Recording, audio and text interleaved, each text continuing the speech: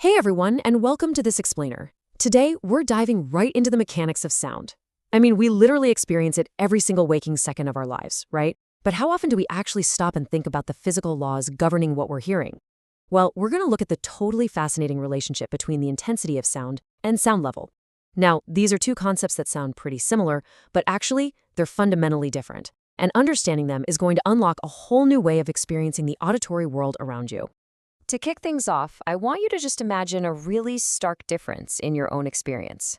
Picture yourself leaning in close to hear a secret.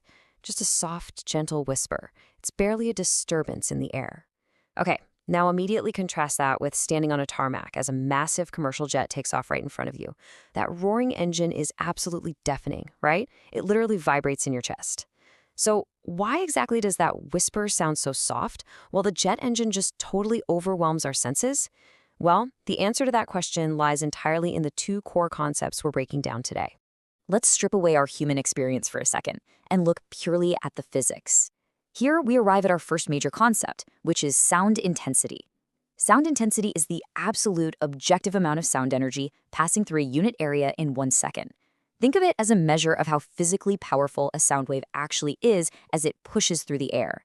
It doesn't care about your ears or my ears. It's strictly a measurement of raw energy flowing through space. And because sound intensity is a physical measurement of energy, we obviously need a specific scientific unit to quantify it. In physics, the standard SI unit for sound intensity is the watt per square meter. So whenever you see a sound measured in watts per square meter, you're looking at an exact figure representing the raw, unfiltered power generated by the source. It is the objective truth of that sound wave's physical strength. So let's see how this actually plays out in the real world. Step 1. A sound is emitted at its source. Let's say, a speaker pumping out a continuous tone. Step 2. The distance from that source increases. As those sound waves spread outward from the speaker, they have to cover a wider and wider area. And therefore, step 3, the sound intensity decreases. There's a direct inverse relationship happening here.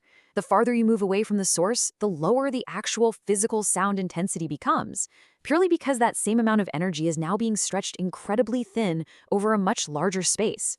This brilliantly illustrates our transition from the cold, hard physics of sound right into the reality of human biology.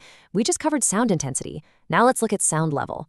Sound level is a way of expressing how loud a sound actually appears to our ears. This is where human perception enters the chat. You see, our ears don't process sound in a perfectly linear mathematical way. Sound level basically takes that raw physical energy, the intensity, and translates it into the subjective experience of loudness that our brains actually register. To measure this human perception of loudness, we use a completely different unit. Instead of watts per square meter, sound level is measured in decibels. You've almost certainly heard of decibels before, when you crank up the volume on your headphones, or maybe check the noise rating on a new dishwasher. You're dealing with decibels. It's basically the universal language for how loud something feels to us. To really anchor this in on our everyday lives, let's establish a bit of a baseline on the decibel scale. A soft whisper, like the one we talked about at the beginning of this explainer, registers right around 30 decibels. It's gentle, it's super quiet. Step that up to a normal conversation with a friend in your living room, and you're sitting at about 60 decibels.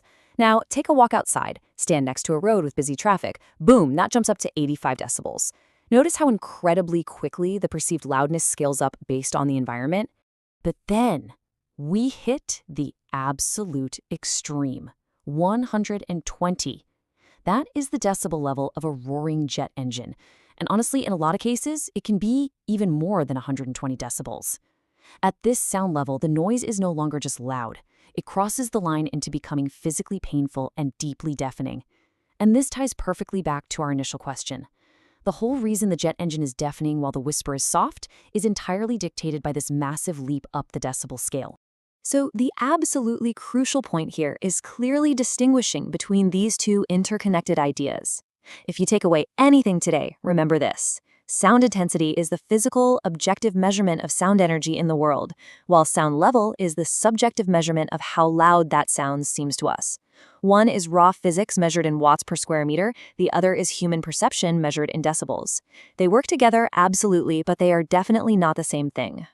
Okay, so why does all the scientific terminology actually matter to you and me? Well, it matters because very high sound levels have real physical consequences.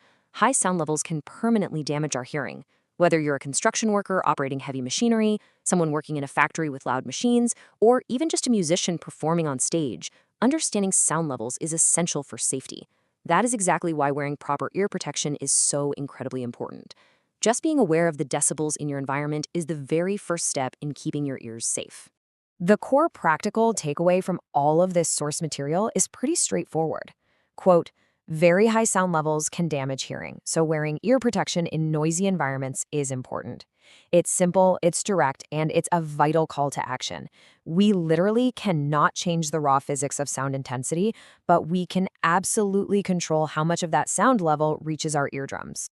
I want to leave you today with a question to provoke a little thought about your own daily routine. Think back to what we learned about how sound intensity works. As distance from the source increases, sound intensity naturally decreases. With that principle in mind, ask yourself, how close are you sitting to the loudest, most damaging noises in your daily life? Are you sitting too close to the source, or are you giving those sound waves the distance they need to lose their physical power?